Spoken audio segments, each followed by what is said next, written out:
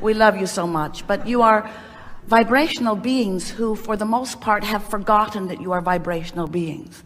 So you've trained yourself because of the environment that you live in to be more observing beings, to be more observing of that which is surrounding you. And as you observe what is surrounding you, we're not just talking about what you're seeing.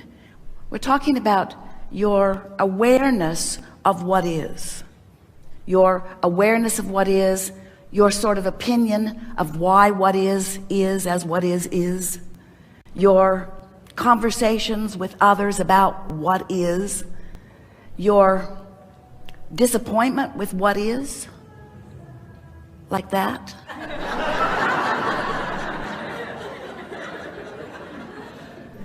And so as you observe what is trains you into a frequency that doesn't allow what is to shift into what is wanted. Now, if what is what is wanted, then observation is a wonderful thing. And we are encouraging you to make lists of the positive aspects of what surrounds you, to count your blessings, so to speak, to acknowledge the things, to get on rampages of appreciation, to acknowledge the things that please you. But if there are aspects of what is that are not pleasing you, then observing and conversing and remembering and beating the drum of just practices a vibration. And that's what we mean when we say you are not controlling your vibration as well as you could, because you're letting what is dominate your vibration. And you don't have to, because you have the power of selective sifting. You have the ability to focus. You have the ability to weigh the pros and the cons and to focus more on the pros. You have the ability to look for solutions even when a problem is surrounding you. You could be solution oriented in the middle of a problem. Jerry and Esther built a magnificent house in San Antonio, and it's one of those crazy high-tech houses with touch panels around, and the house seems to have a mind of its own. And so there was an electrical storm the other night, and some of the systems stopped working. And it is not uncommon for Esther to come home and push a button and have the button not operative. So she knows that she should be solution oriented, because nice people always come and fix it, and they always come quickly, and they're nice people. They're nice to be with. There's no downside to that. But there's just something about the system continuing to not be working that is so annoying. It's just annoying, because after all, and certainly you would all agree with Esther, we don't encourage it, but you usually would. It's just not right. It shouldn't be this precarious. It shouldn't be this finicky. It should be more stable. It should be more stable. It should be more stable. Does that sound like a solution-oriented statement? It is not. It should be different than it is never a solution-oriented statement. It may be true. It should be. It should be, but the question is, can it be under these conditions? Under what conditions, Abraham? Just get to the point. What is it you're talking about? Under the conditions of your vibrational leaning toward an expectation and even an acceptance of something unwanted, and then a further conversation about it. So Esther says, so if I just don't care if I have lights, if I don't push buttons that don't work, then it would be easy if I just stay away, if I just don't go there where broken things are. Is that the answer? And we say, it's one answer. Anything that helps you to withdraw your attention from a situation that continues to practice a vibration. So Abraham, this is Esther. Abraham.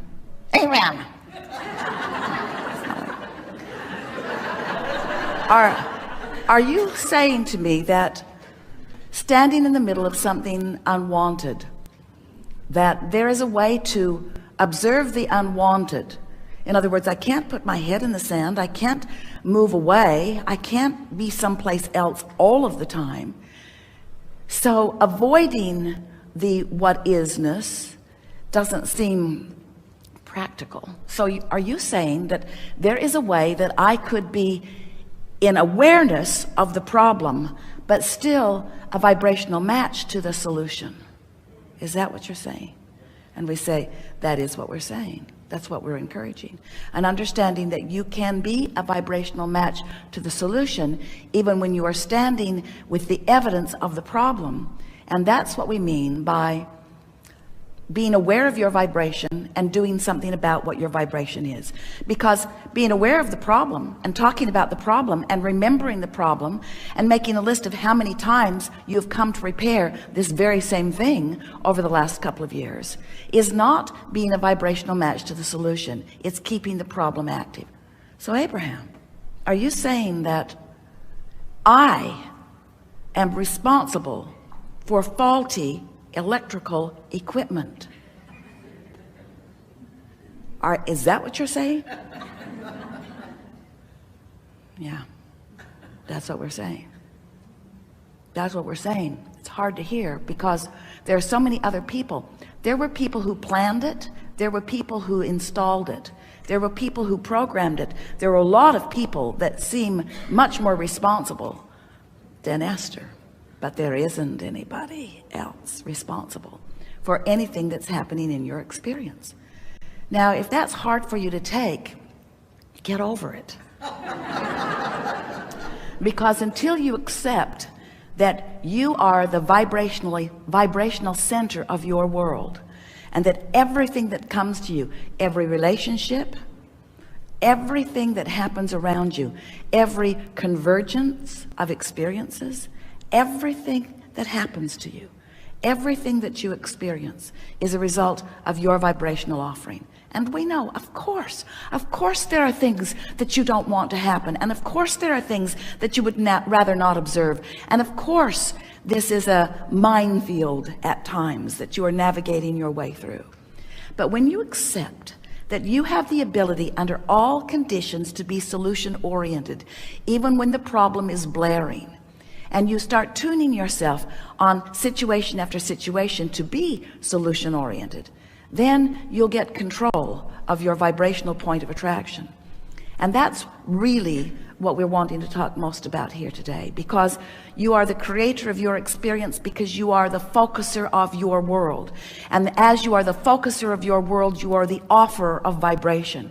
And since law of attraction is responding to your vibration, everything comes back to what your point of attraction is. And your point of attraction is evidenced to you, not just in the things that are manifesting around you, but by the way you are feeling. In other words, before a manifestation occurs, you have emotions that are letting you know what your point of attraction is. If you're grouchy, your point of attraction is not going to please you as it yields to you the results of that vibration. If you are afraid, your point of attraction is not going to please you as it yields to you the response to the vibration that is the reason that you feel the way you feel. The emotions that you feel are always about what your vibrational relationship is with who you really are and what you really want. A friend was telling Esther a story a while back about being a substitute teacher at a school. And there was a little boy at the school who was clearly neglected. Not abused, but neglected. And Esther's dearest of friends said, I so wanted to just scoop him up and take him home on the weekend. I just wanted to give him a little piece of a better life. And the school administrator said to her, when she voiced that wouldn't be good for him, because you will just show him what he's missing. So we want you to sit with that idea for just a little bit, in an understanding of how your emotions work, because your emotions are relative to your desire. Because as you sift through life and you come to new conclusions about what you prefer or about what you desire, You establish a vibrational being. We've been telling you that it is a vibrational reality. We've been telling you that your vibrational reality is what we are calling your vortex. It is the vibrational version of the best that you have carved out through all that you've lived. And your inner being, or the source of you, stands in vibrational altitude or harmony with that vortex. In other words, every time you ask for something, your vibrational version becomes the vibrational equivalent of that furthest expanded request or desire. But you stand in your physical body observing broken electrical systems or people missing from your life that you don't want to be missing. And as you stand in your now, focused wherever you're focused, there is a relationship, a vibrational relationship between the vortex version, which is your furthest expanded version, and where you stand. In other words, if life has not caused you to want it, you won't miss it if it's not there. But if your life has caused you to want it, in other words, if your life has caused you to expand to that, then you not going along with that expanded version is what equals your diminished joy. It's what equals negative emotion. So if life causes you to want it, and it does all day, every day, but you maintain the frequency of the problem, or the frequency of the complaint, or the frequency of the need, or the frequency, we're beating the drum, the frequency of the absence of it. If you are beating the drum of where you stand, what is, you deprive yourself of the vibrational alignment with who you really are. And the reason you feel bad, you think, is because you don't have it. That's not why you feel bad. You feel bad because you are in a lower vibrational frequency because of your resistant attention. You feel bad because you're not up to speed with who you are, not because you are depriving yourself of that thing or that person or that situation that you want. Isn't that nice to know? So you've got this magnificent guidance system within you that is available to you all day, every day, letting you know what your vibrational habit is in relationship to what you want. So Esther, she was thinking about this during the flight.